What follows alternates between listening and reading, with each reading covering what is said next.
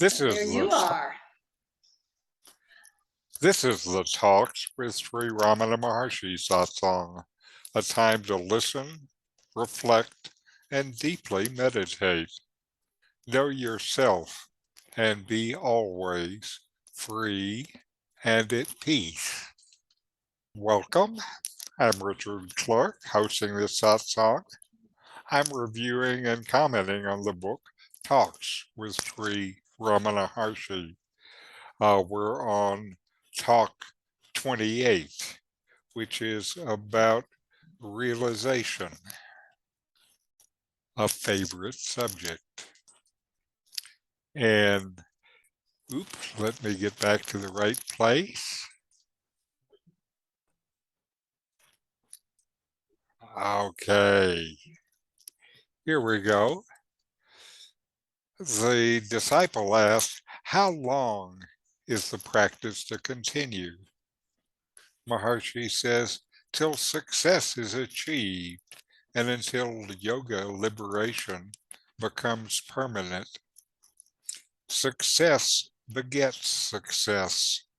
If one distraction is conquered, the next is conquered, and so on until all are finally conquered.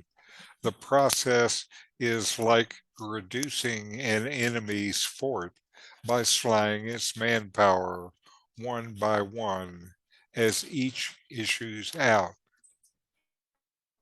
The disciple asks, what is the goal of the process?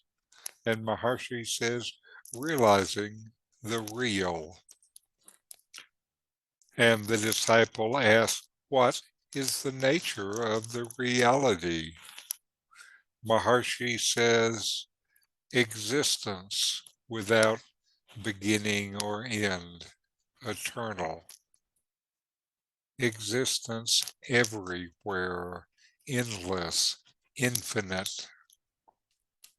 Existence underlying all forms, all changes, all forces, all matter, and all spirit. The many change and pass away, the phenomena, whereas the one always endures, the noumenon. The one displacing the triads, that is, the knower, the knowledge, and the known. The triads are only appearances in time and space, whereas reality lies beyond and behind them. They are like a mirage over the reality. They are the result of delusion.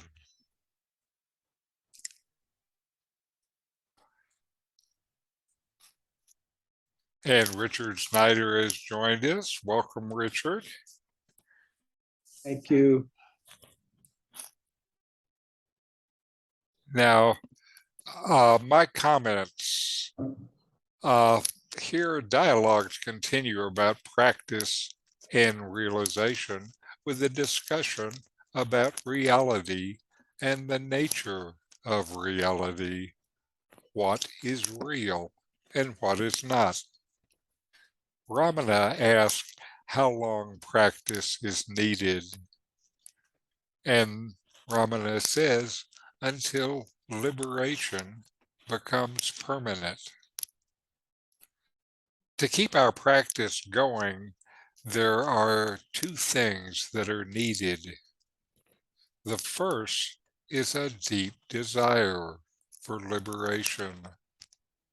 This desire powers the engine, so to say. It gives you the energy and will to keep going, to find and overcome obstacles. Without this deep drive, your practice may be good and bring you more peace, but it will progress slowly. The other thing that is needed is to enjoy the practice, to find happiness in it. If it is a chore, it'll never get deep. You want to get to the place where your practice proceeds on its own. This is expressed in the Zen story about the 10 bulls in bull number 6. Here he is, and the text under this bull says, "Mounting the bull, slowly I return homeward.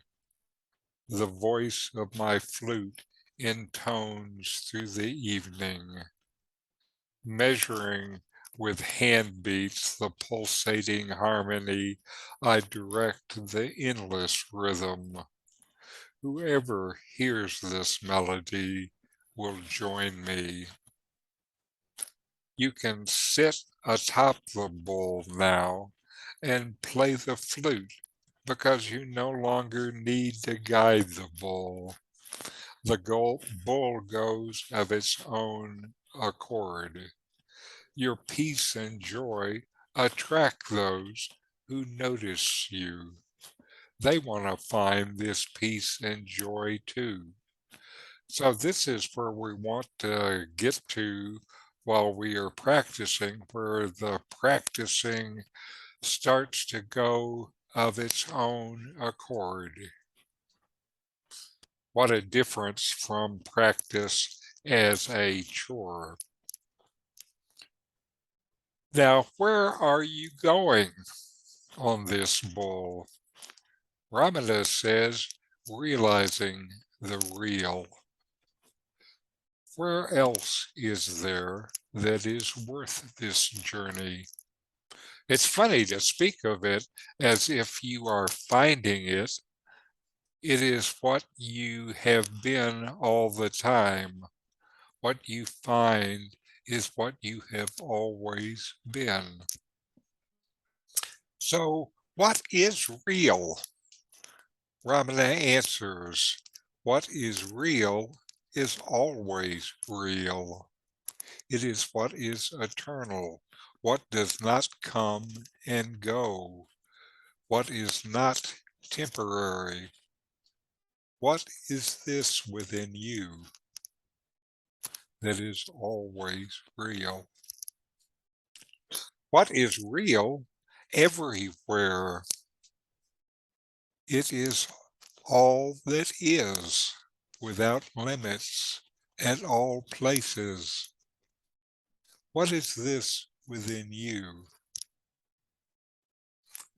What is real exists always, at all times. If it had a beginning or end, if it had a cause, it is only temporary, impermanent. What is this that always exists within you? What is real is only one. There are no parts, no dualities, no triads, no complex multiplicities, just one reality. It's not one seeing another. It's not one person seeing another person, not you and some other thing, not a higher self seeing a lower self, just the self, the one self. What is this one reality within you right now? To this list, I would add one more. Is it conscious? Is it aware? What is real is awareness itself, whether it has an object or not. Awareness is always aware. When I talked about this with a friend, she immediately added, aware of itself. I agree, not just aware, but aware of itself. What knows within you? What is aware? Is it the senses? The senses are known by the mind. Is it the mind? Even the mind is known by the awareness that you are, that is present even when the mind is quiet. The mind is known. Who knows the mind? Many times I have investigated this body. Does it come and go, or is it without limit? Is it always?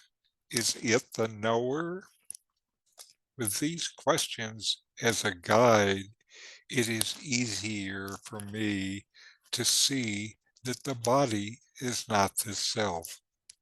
The body is not who I am. It is not me. I know the body, but the body isn't me. These can all be used in your discriminative inquiry. Discrimination is key to getting started with inquiry. It is not the deep inquiry, but discrimination is a practice leading to the direct experience of being the consciousness that you are. It's a vital step in the process. Ramana will talk about it more in the next talk. And now we will listen to my teacher with a discourse, The Reality of the Self.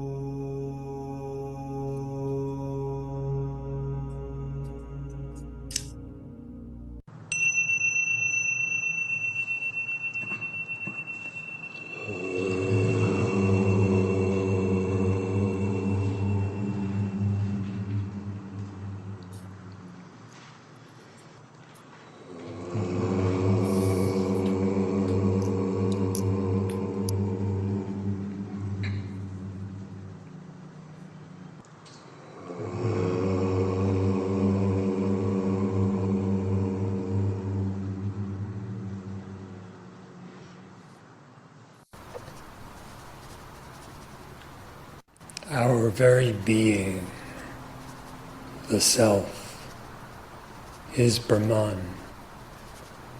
perfectly full, eternal, infinite, completely real.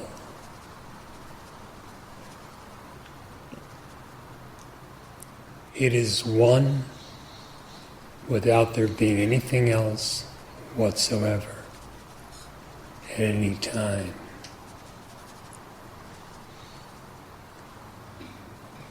What do you consider yourself to be? If something other, then there will be again another. Otherness is for otherness. The world is for the individual. What do you consider yourself to be?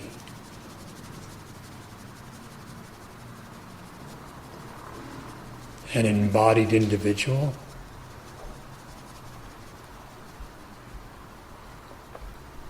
How can that which has birth, limitation, and death, the body, be equated with the ever-existent self, the unborn and the imperishable?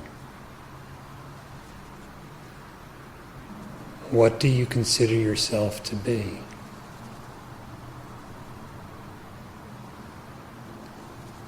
Thoughts, or a group of thoughts?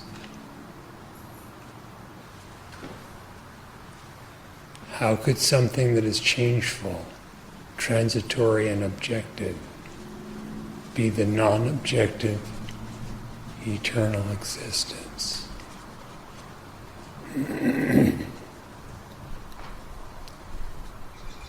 How could something which appears as multiple be that which is one without a second?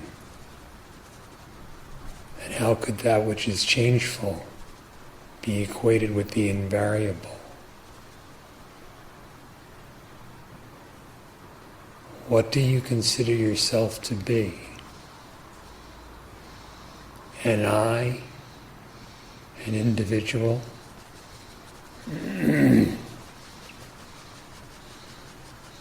Though this may be so assumed,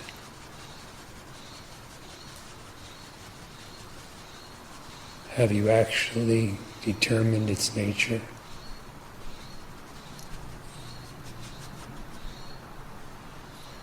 If the individual is sought through profound self-inquiry,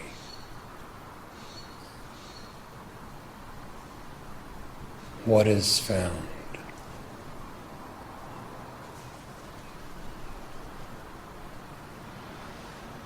The individuality being falsely assumed vanishes, and the reality of indivisible being alone remains. This undivided truth is Brahman, the reality.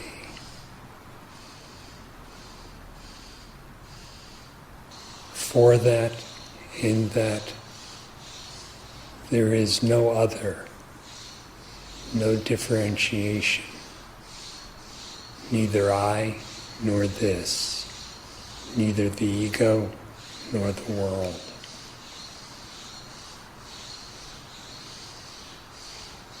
If you are something other, then there may be something else. But what are you?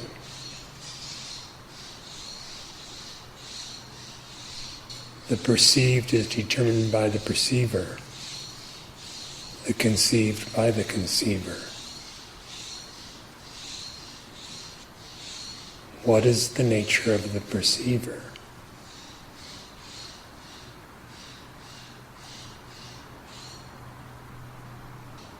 If the identity is not known, reality and happiness are imagined to be elsewhere.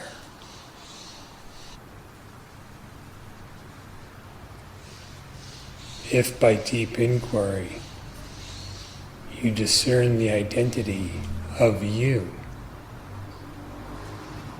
reality and happiness and identity are the same. One illimitable, indivisible nature of being, consciousness, bliss, Satchidananda. If you are another, then happiness will appear to be other. If you are not another, you yourself are the happiness. If you are another, reality, whether considered as God or the world, will appear other, differentiated. There will be the triad of Jagat Jiva Para. The universe, the individual, and the supreme. But are you another?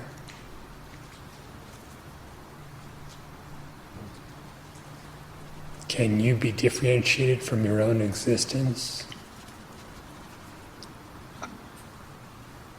And if you seek to know your own existence, what is it? Abandon any tendency to consider it in terms of a body or thought or as the individual, the I. And what is actually your existence?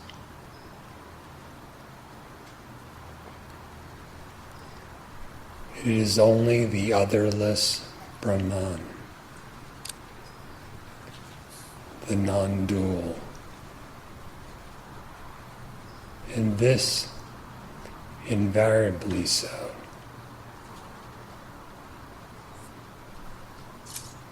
For existence does not change its nature at any time.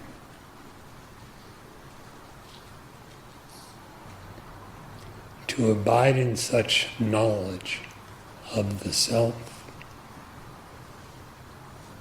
is a state that is utterly complete.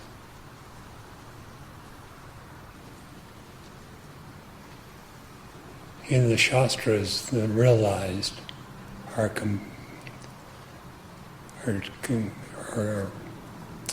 described as being those who have done what needs to be done.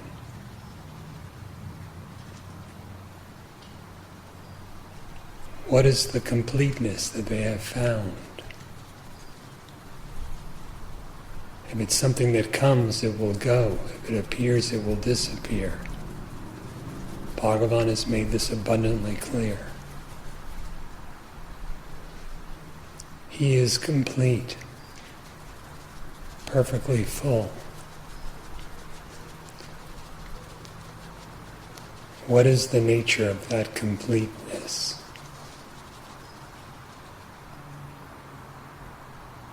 This ought to be known. Know it within yourself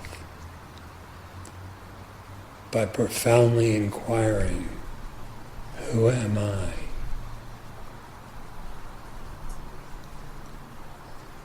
Only the complete, the perfectly full, will revel in itself. Only Brahman knows Brahman. No other can do so, but no other actually exists. You yourself are the perfect fullness. Find it out by knowing yourself.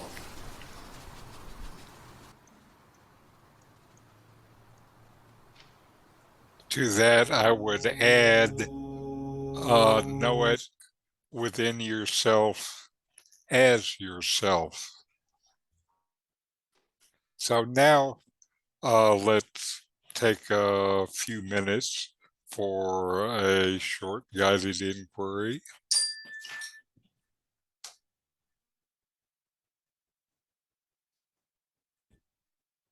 Quiet yourself. Take a long breath. Feel your breath. Take a long exhale. And notice that you exist and you know that you exist. This starts your inquiry already at a level deeper than senses or mind. You just know that you exist. Now, inquire, investigate within yourself. What is always real?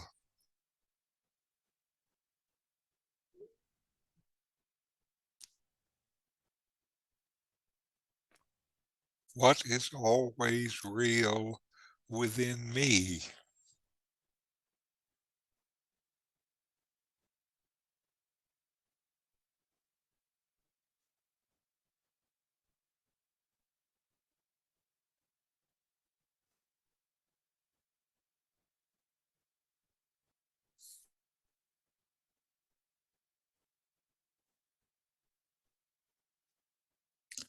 What is real everywhere? What is real at all times?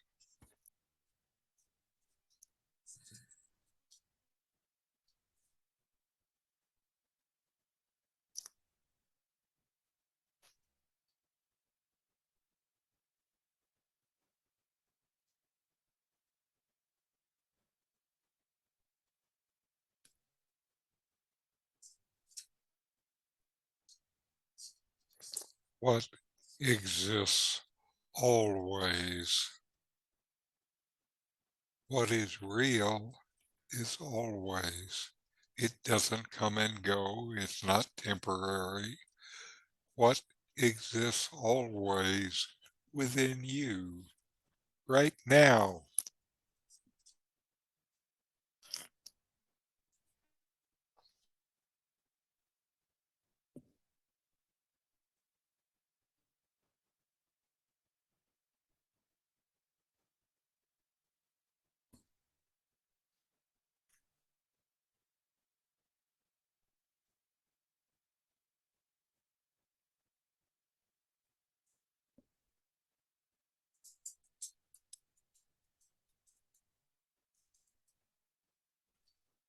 What is this one reality within you?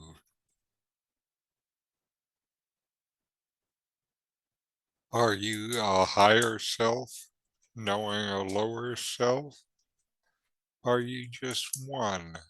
What is your experience? Do you have one existence or many existences? What is this one reality within you?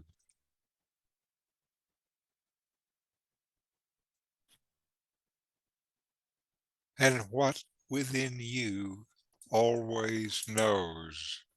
It's not the knower, it's not the known, rather. It always knows. Who is this knower anyway?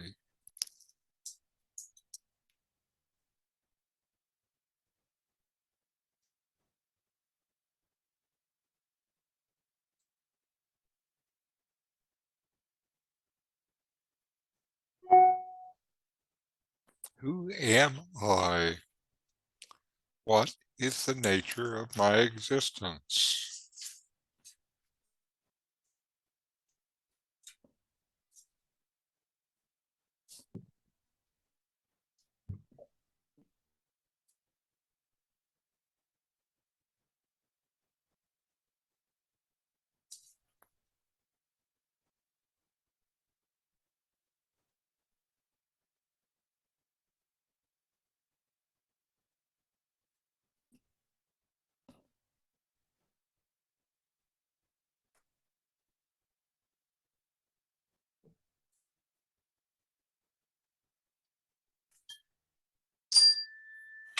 All right, we'll close with a chant. Om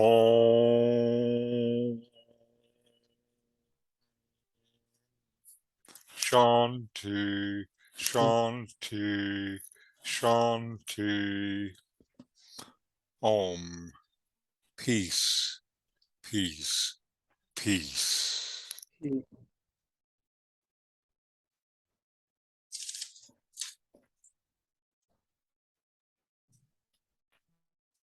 Now, comments?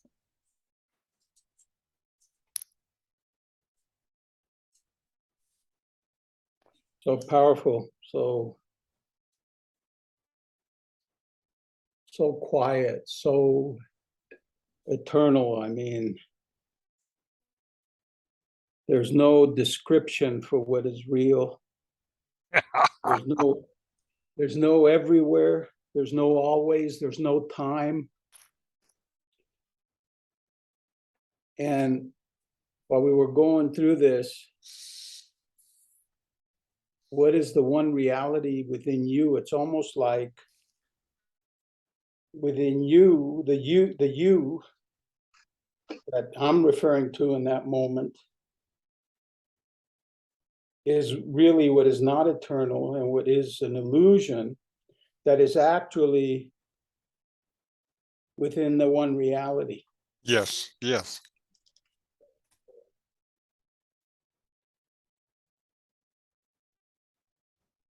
And more than any knowing, because to me, more and more knowing implies a certain distance, a certain separation, is just being. Like I think Ramana always used to say, just be that. Yes, yes. And that's what the knowing is about, is being. It's not Right. some cognitive activity. Yeah. I I just love it. I I'm love sorry. I love these get-togethers. It is so wonderful. I just I don't know. There's so much love for you, Richard, and Carol, and Evelyn. Getting to see you, I treasure these get-togethers. Igualmente. Igualmente. Yeah, yeah, deeply important. Now, one of the things I love is, I'm just going through particular talks, kind of more or less as they're recorded, not all of them, but some of them. And as I look through the talks and then look to find Nome talking from the stuff that I have recorded, it seems like he always has something that is such a good fit to what Ramana says. Mhm. Absolutely. Yeah. Nomi is the aliveness of Ramana today. Yes, Yeah. yes. And like talks, the videos I play of Nomi are just ones that I've collected over time. I haven't put them in any particular order or anything, but when I look through them, there's always something that seems like a good fit. Yeah, I love how you do that, how you bring that together and incorporate it in one presentation. Mhm. It's because they're always all saying the same thing. Yeah, And I think it's good to look at different parts of the elephant to see the whole thing. yeah, yeah. Anyway, I'm sorry I didn't wait for you, Richard, but That's okay. I dialed into the Thursday get together, and when I tried to Zoom, it said you were doing something else. I said, "Uh-oh, I got the wrong one." okay. Anyway, it's good to see you here, and I love it that you are joining us for this. And I feel, uh, that your presence adds grace. Yes. Yep. Agreed. So anyway, thank you all for being here. I love these sessions too. And, what I do to prepare for them is an important part of my own sadhana, my own practice. And, one of the ways, as you know, Richard, to learn about something is try to talk to some other person about it. Yes. And so doing this stuff for me is has deep importance because of that. It's a way where I can really grapple with this stuff and try to figure out what it means to me so I can try to express what it means to you. Well, I'm deeply attending, grateful. yeah, Deeply grateful. just being part of it, just is the feeling of love that you put into it, and it exudes. It really, it's enriching. It's wonderful. Mhm. Well, Yeah. it's hard not to love the truth. Now, one of the things Nomi said this time that I know I've listened to before, but I really didn't hear, he said, can you be differentiated from your own existence?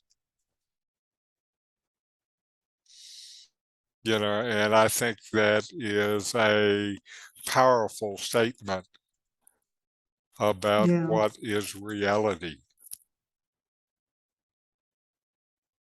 Are Yes. In you different. are you any Uh, different than your existence? yeah. Hmm. I like his use of a different phrasing and words. with Yes. that. Well, yeah, Nome talked about different angles of view. And I think that's what we hear. Yeah. So thank you, Ramana. Thank you, Nome. Thank you, Evelyn and Carol and Richard. And namaste. Thank you. Namaste. Namaste. See you soon.